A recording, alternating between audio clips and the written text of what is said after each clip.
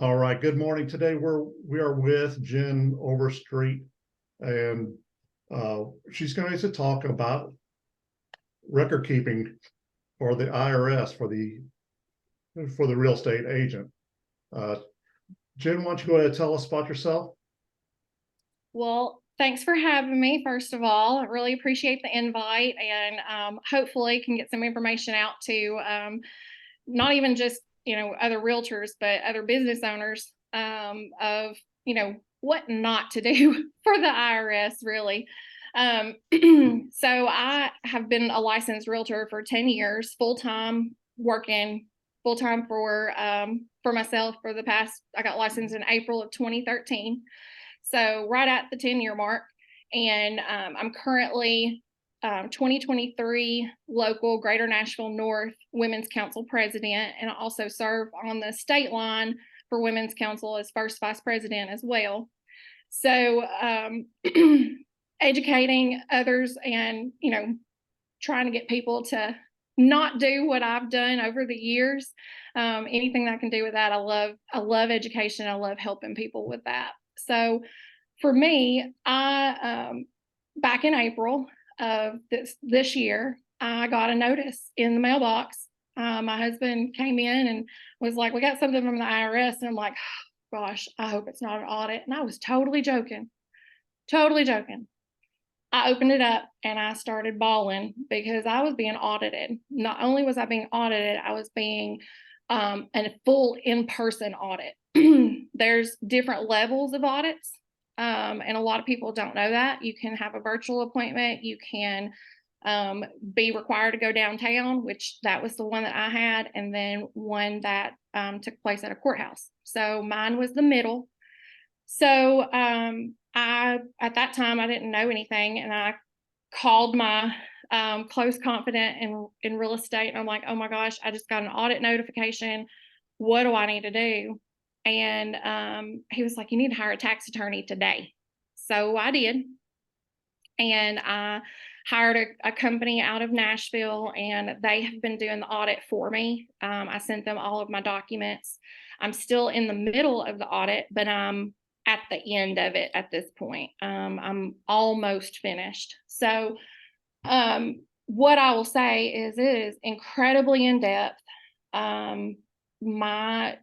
What set mine off to flag, which I'll talk about a little bit as we go through the slides, but I was most likely direct reported, according to my attorney, because of our income limits and so forth for that year. I was audited for 2021 specifically. That was also my largest year in real estate. My income that year from the previous years had doubled. So there was a greater income difference for me. So with that, once I hired the tax attorney, it's just been going back and forth, getting documents. That part has been relatively painless because I do have receipts and I have documentation. But what I did not have was some basic business practices, and I coulda, shoulda, woulda had those set up, and I didn't. So trying to teach people what I'm doing now moving forward. Wonderful. So yeah, sometimes experience is the best teacher on there. You hate to go through some things, but it can also set you up for better success in the Absolutely. future. So we appreciate you sharing what you've learned. And yeah, what not to do. Well, so if you'll pull up slides, that'll get us started. All right. Can we by any chance get a copy of these slides? Yep, I'm sure Dawn can email those out. Certainly. That would be amazing. That would be amazing, because otherwise I'm going to be doing these little snapshots and everything, and then my phone's going to be like completely like. Well, and this is just a very basic overview. I would be happy to answer any questions that you have as we go through. But this is this was the main brunt of my audit. And as a realtor, this is, according to the tax attorney, this is kind of what they audit on for realtors typically. Okay. Oh, All my right. keys for the car. Hold on, guys. Sorry. No, you're fine. Okay, so, yeah, so one of the things that I like to do is in class, whenever I have a class, I'll see people, taking some pictures of stuff, and then, so I let it go on for a little bit, and then I say, I will be sending out a PDF of this, so. I appreciate that. So, Good. So first of all, I always like humor. So on my slide, I was like, don't be the dummy who did put it off, get on the books early on. So don't be like me. so Oh, just tell me when to advance, and okay, you can go. all right. So I found this quote and wanted to put it out there. Stop dreaming and start doing.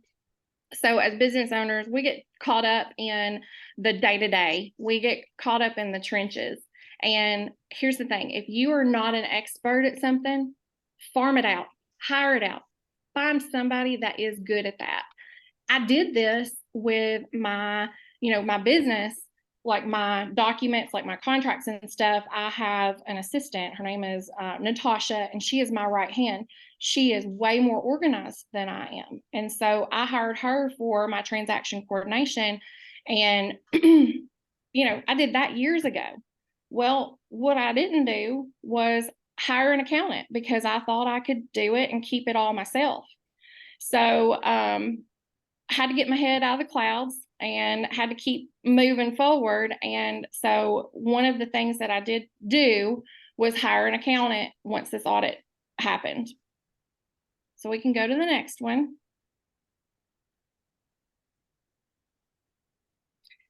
So business plan. When I got into real estate 10 years ago, I got in because I liked looking at houses, and I liked working with people, and I'm really friendly and I can talk to anybody. The one thing I didn't do was really a business plan. I was with a large brokerage at the time that, they had classes and stuff on this, but I really didn't pay a lot of attention to it. So my business plan, I didn't have a set theme of, okay, here's what I want to do. Here's what I want to see happen in the next few years. And so not having a business plan, really, it hindered me. I'm a multi-million-dollar producer every year, and shoulda, coulda, woulda. I mean, probably could have been in a different place had I done planning on the front end. So I tell everybody, if you have not done a business plan class, there's a CRS class out there. It's like Business Planning 101 or something. Robert Morris typically teaches that. And if you can find that class, it is a great class to take. So all real estate agents, I think, should have to take a business planning class. I might get with you after Absolutely. this to see if I can locate this, because I definitely need that. Absolutely. So part of that business plan is setting up these three things. So the EIN, I'd always done everything under my social.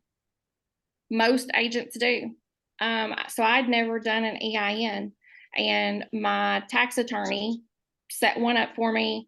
So now I am under an EIN for my business. My accountant said that it would be best for me to stay a sole proprietor. So I am a sole proprietor with an EIN, so that when he does my taxes, it's just a little bit different than what I had been doing previously under my social. So it's just the way to think about it that the tax attorney told me is, here's your social, here's your EIN.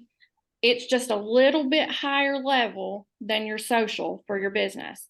And if you're going to be in business for yourself, you need to have it. So, and then next, I will be the first to say, accounting is not my strong suit.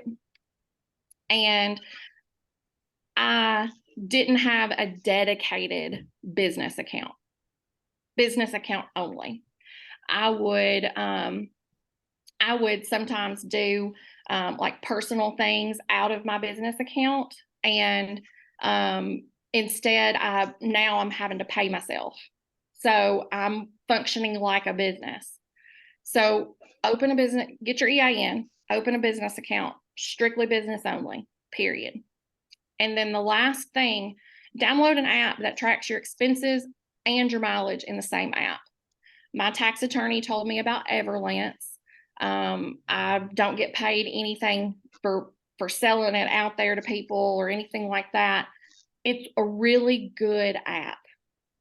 It tracks my mileage from the time that I, start driving to the time that I end, and then I go in and I classify either personal or work miles. Typically, mine are work miles because my vehicle, we've got 3 vehicles. And so in my off time, I drive a different vehicle.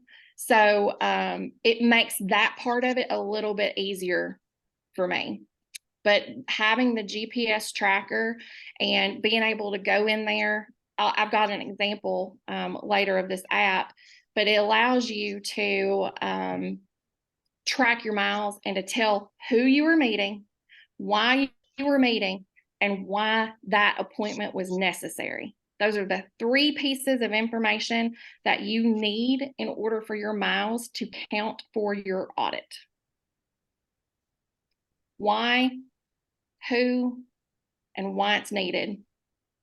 Like last Friday, I drove, I think 70 something miles total, and I was meeting a client. So I put her name, that we were meeting for showings because she's about to purchase, and that it was for real estate because I was meeting a buyer to show property. They have to have that information with the GPS tracking in order for your mileage log to count now.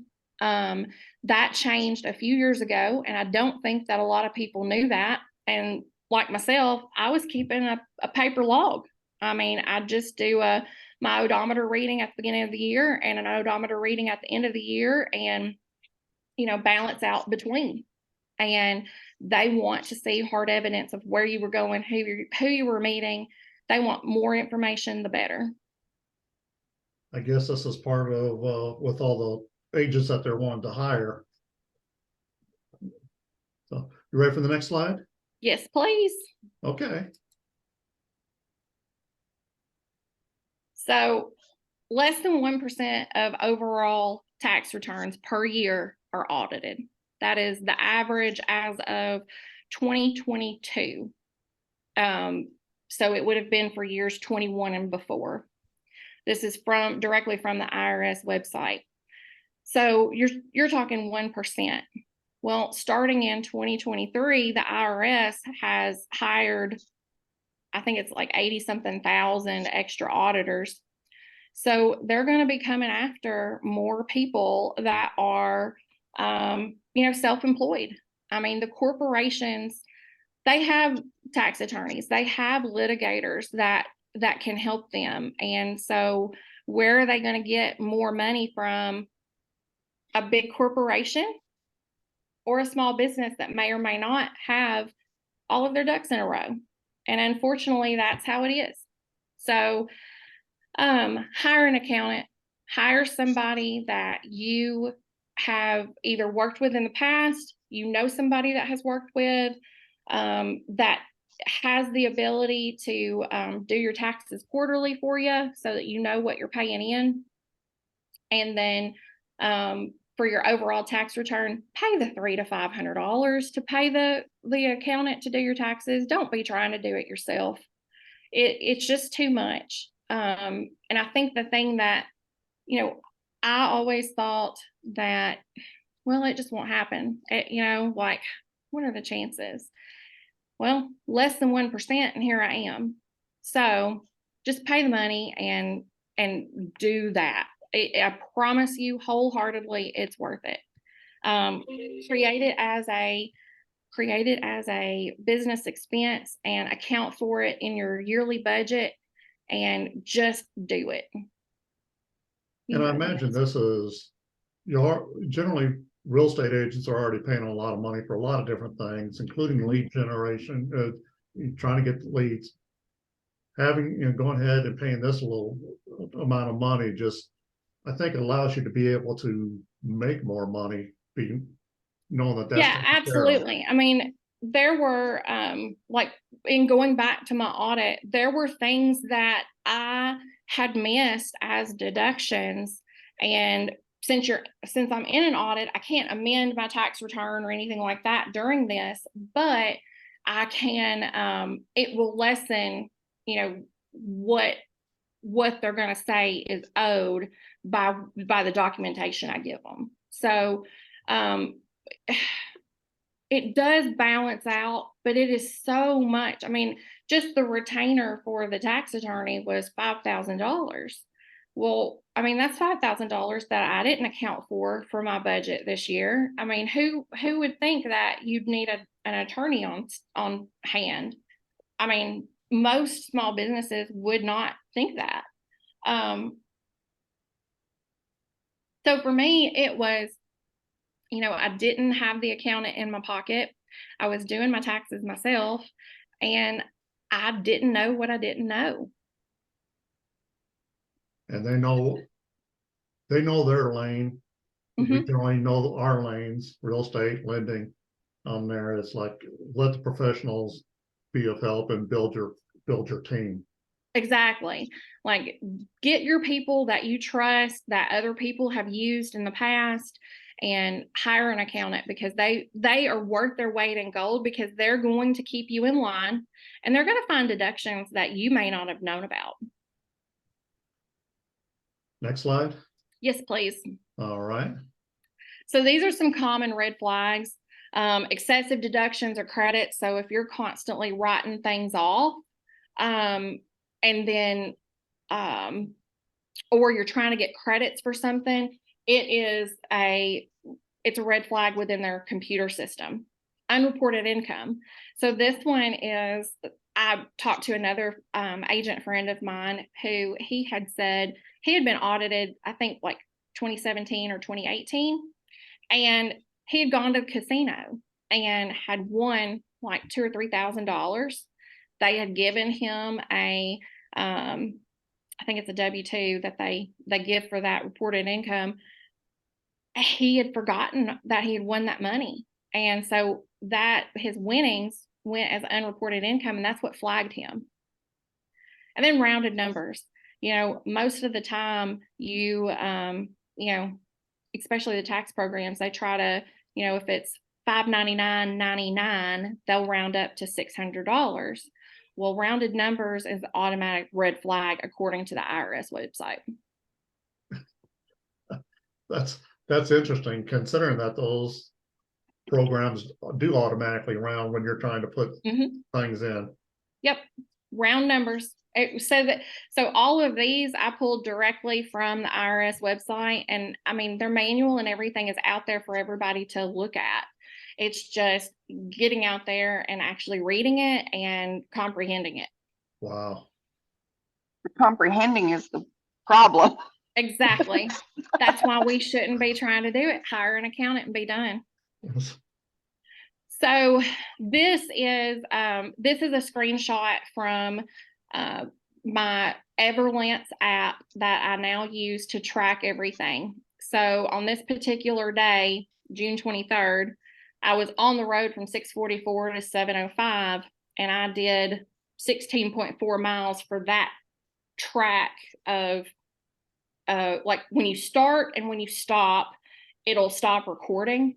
And so like at the bottom, I have the ability to put in notes, and then it exports to Excel at the end of the year with maps and everything. So if I ever am audited, this app is $60 a year. That's what I'm paying for Mile IQ. Yeah. Which tracks your mileage, but you can't put notes in. I really like that.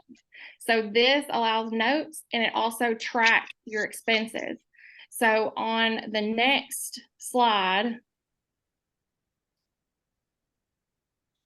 this is an expense that comes from my this one came directly from my checking account. And the reason I know that it came directly from my checking account, right here in the middle where it says spending account -9034.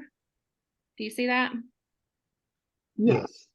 That was uploaded directly from my checking account that I have for my business that, I did pictures for one of my listings. And so if I were to manually update this myself, I could add a photo of the receipt itself. There's another slide here in a second that shows where you can do that. But you can, all of these categories, the advertising and marketing, that's one of your Schedule C categories. So when I export at the end of the quarter, it will divide all of my categories up. I send it in a neat PDF file to my accountant. He sends in my quarterly taxes and I'm done. Like, I don't have to do anything else other than just provide him with my exported data. So you can put your receipts for like fuel, like if you get fuel on the day that you're like going to be driving clients around all day. Yep. And you fill your tank up, and then you take them to lunch. You can upload all of those. You can upload every single receipt. So and then at the end of the year, it'll print it all out together. Yep, you can do it at quarterly or at the end of the year. So, and I'm now doing quarterly. So what I will say about this app, it allows you to upload it, like apply your checking account directly to it, or credit card. Like, I have a business credit card as well, and I just upload, like, I link those cards to my Everlance app, and they, like, as a transaction comes through, it's automatically uploaded in there. And then I go in and add my notes as to what it was, and I categorize it. So all of them are under work. They're all going to be, like this one's an advertising and marketing. There's different categories based off of the Schedule C for self-employment. And I wish I had had this at the beginning of the year and not like. Girl, I started in April with it. So, I mean, oh my goodness. It's I'm better, gonna have to definitely look at this. Better to start, and then, next year I'll have a full year of it. But right now, I'll be able to fully be able to, I only have 3 months of my non-Everlance stuff for 23. So you can go to the next list or the next slide. So this one, I'm sorry that it's a little small. So this was a lunch. I went and met some other women's council people for lunch, and we were doing some planning for some upcoming events. And so I was at the table, and all I did was took a picture of my receipt, and then uploaded it to Everlance. And then when my checking account merged and saw it, it took the duplicate off. So it accounts for me as well. So you can't double dip. So I took a picture of this, but on the actual receipt for your lunches, make sure you list who you were at lunch with, why you were there. Put on there that it was for a women's council lunch. It was for networking lunch. Put the people's names on there. Take a picture of it, and then you still keep the hard copy. You always keep the hard copy. I have a Ziploc bag in my purse, and I keep a hard copy once a month. I stick. You're telling me all this, and I'm feeling like I'm totally going to be screwed if I get audited, because, like, if I go to lunch, I put client lunch. That's all I. That is not enough information. I'm so screwed. They will disallow it because that's happened. Like, that was probably the biggest section that I did not get to claim everything that I had claimed on there, because my receipts, and there's another slide. Go to the next one. And that's part of the reason why we're doing this, is so that you don't continue on, but you can learn and do better on there. Exactly. I think that, if the IRS sees that you're making the attempt to do that, and you're making making the change, then that might go in your favor a little bit better. Yeah. They don't really care about that, unfortunately. So Oh, well, we can just hope. Okay. we don't mean to Yeah, they scare don't you. care about the effort. Oh my gosh. I'm gonna end up with one in the mail. I'm gonna be Well, crying just hopefully like not. you were. Okay. I mean, I had to go get on medication. I was so stressed over this. Um, Oh, so my tax attorney, he said because I was just keeping my receipts in like I had a plastic bin and I would do them for each year and I would just dump them in there. Well, what happens to receipt paper when it gets hot? it starts fading. Fading or turning black. Thermal Mhm. paper, great. Yep. Horrible. So one, I take a picture of it, right? Put it in my Everlance app. Make sure that it merges with my checking account and matches. Okay, that's first and foremost. It does that for me, so I don't have to manually do it. Second is keeping up with paper copy. Like I said, I have a Ziploc bag in my purse, and once a month I go and I clean it out and I stick it in my freezer. I have a Ziploc bag in my freezer starting for 2023 that has my receipts so that they don't turn black. Wow. Yep. And you can be audited for up to 7 years. So, I'm being audited for 2021. So they could go as far back as 2017 or 2015. Yeah, I was thinking it was 7 years. Mm-hmm. And then finally, this quote is from Benjamin Franklin, founding father, one of the founding fathers of our country. If you fail to plan, you are planning to fail. So I will say, not having a plan, I was going to fail. And anybody that knows me knows that I am determined and I will work my tail off. But I had never planned. And so, again, going back to that of making sure you've got a business plan, go to a class on it, you can find webinars out there about business planning. There's podcasts, there's TikTok's a great venue right now to be able to get some good information. Wholeheartedly, if you don't plan, you are going to fail. And I've been in business for 10 years and I'm just now planning. So it's never too late. You can always start and get involved with agents in your area.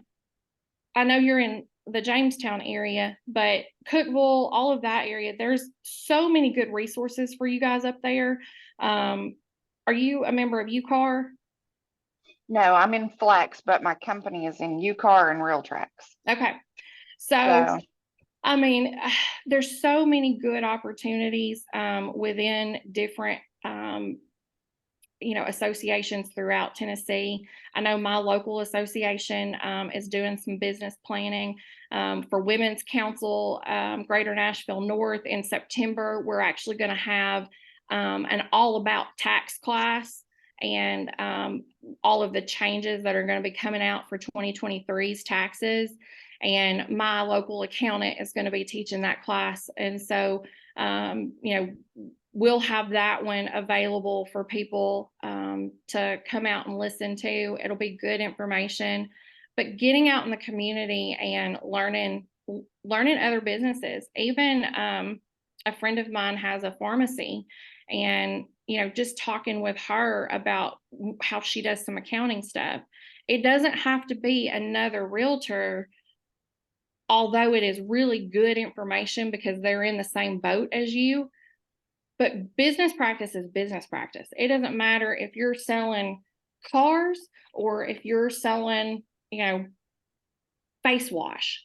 I mean, a business is a business, and they are at the whole backbone of it. It's the same principles no matter what you're doing. Absolutely. Do you have any questions for me? So you No, mentioned Oh, go ahead, Dusty. Well, I was gonna say, I think you hit everything that I'm not doing.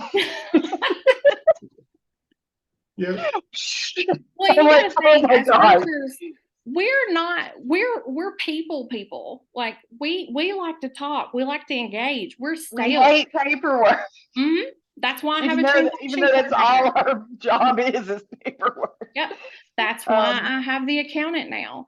Like the well, things that we I are have a not good really at. good accountant, but he doesn't like to take time to talk to me about stuff, about things that I can write off and such. So I've learned a The new little one. bit every year, and now I'm like, okay, but I've had the same accountant since I was 16 years of age. If he's not So willing, here's the thing, and here's the way that I think about it.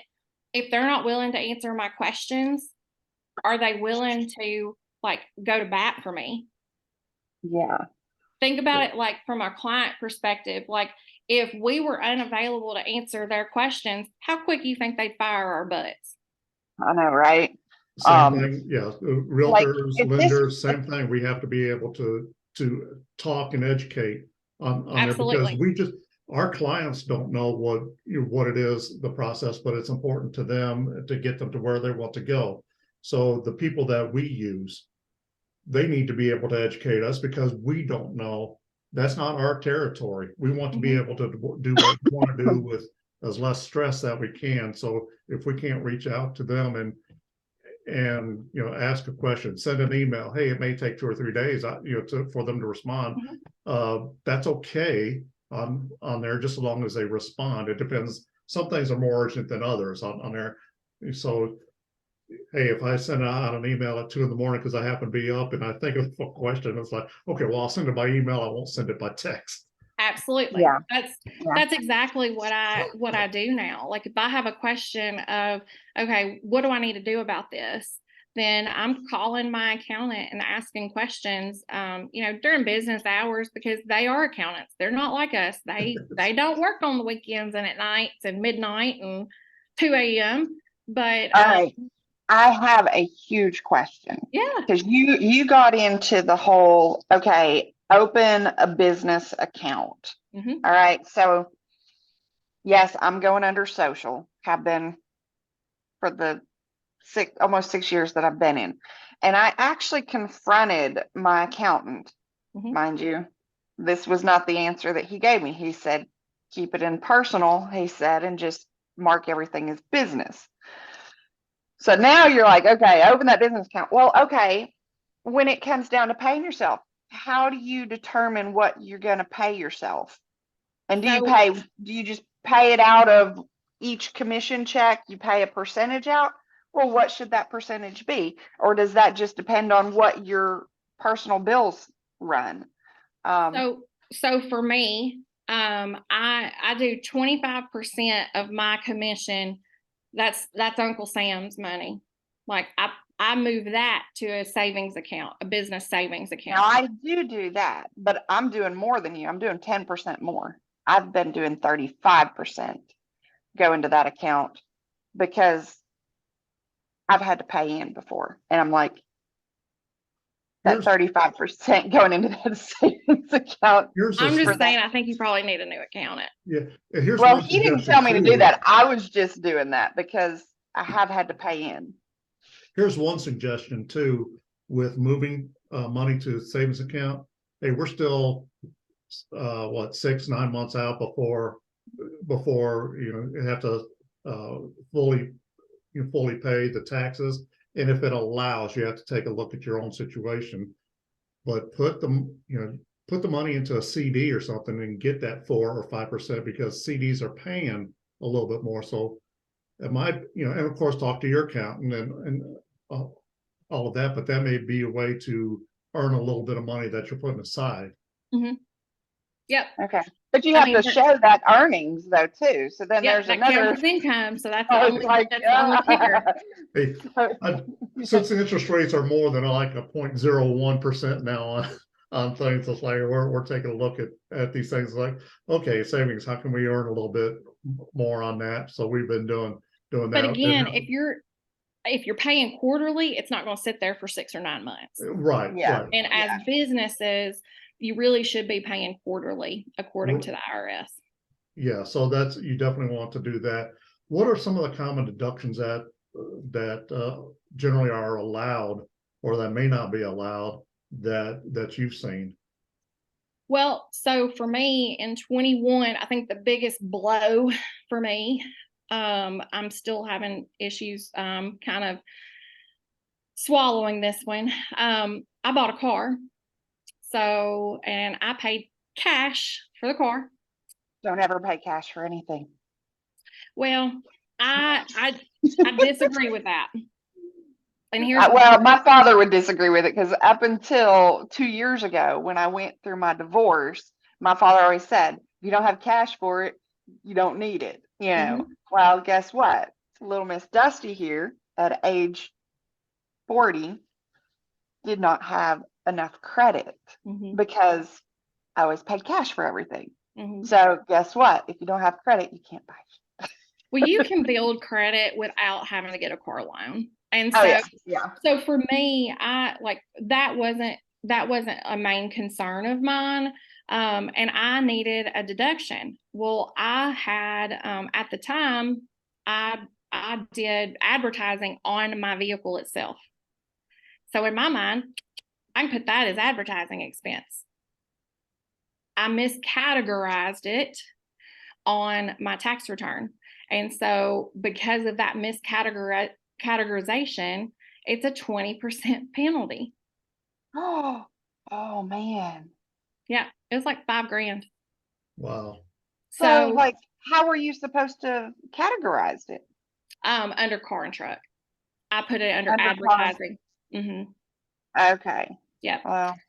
So, it's a mistake that, it cost me money, and I know now for the future of what to do and to hire an accountant to not put myself in that situation again. So, the main thing is like what the tax attorney keeps saying over and over to me, because I watch true crime shows all the time. Like, I was worried I was going to jail over this. Like, I'm like, I didn't mean to go to jail, but you'll be the put wrong on one of those category. payment plans. Yeah. And they don't care about your intention. So this is a civil matter. So when you're audited, you are guilty until proven innocent. Whereas true crime shows, you're innocent until proven guilty. Civil matters are the complete opposite. You're guilty until you prove that you are good. So I'm still in the middle of it.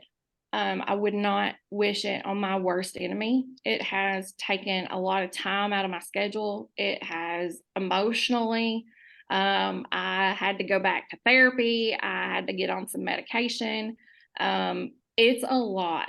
Anxiety is real, and mental health issues are so real. And you just don't realize how much it is until it happens. And so, one of the things I've always taught my girls, I've got 2 daughters, they're almost 18 and 11.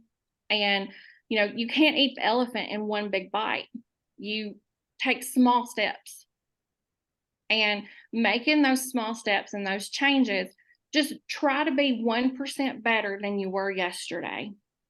Eventually, you're going to be better than you were last year.